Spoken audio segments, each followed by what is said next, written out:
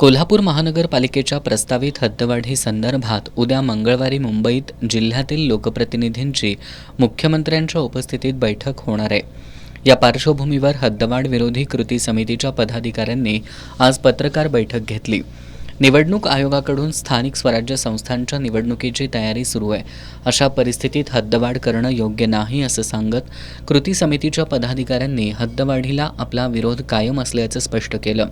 प्रस्तावित गावांना विश्वासात न घेता हद्दवाढीचा निर्णय झाला तर न्यायालयीन लढाई लढण्याबरोबरच आगामी स्थानिक स्वराज्य संस्थांच्या निवडणुकीवर बहिष्कार टाकू असा इशारा दिलाय।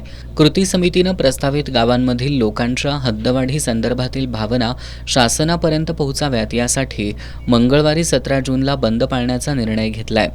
कृती समितीचे अध्यक्ष आणि उचगावचे सरपंच मधुकर चव्हाण यांनी पत्रकार बैठकीत ही माहिती दिली।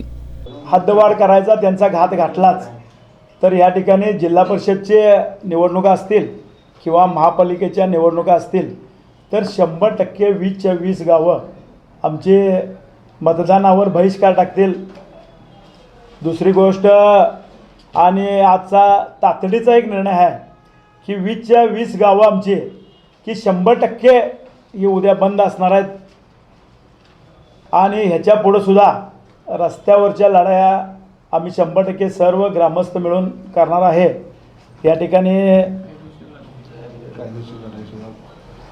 त्यानंतर सर्वच गावचं आमचं असं एकमत आहे की याच्यामध्ये अंतिम टप्प्यामध्ये कायदेशीर लढाईसुद्धा आम्ही करण्यासाठी आम्ही सक्षम आहे आणि आमची तयारी आहे।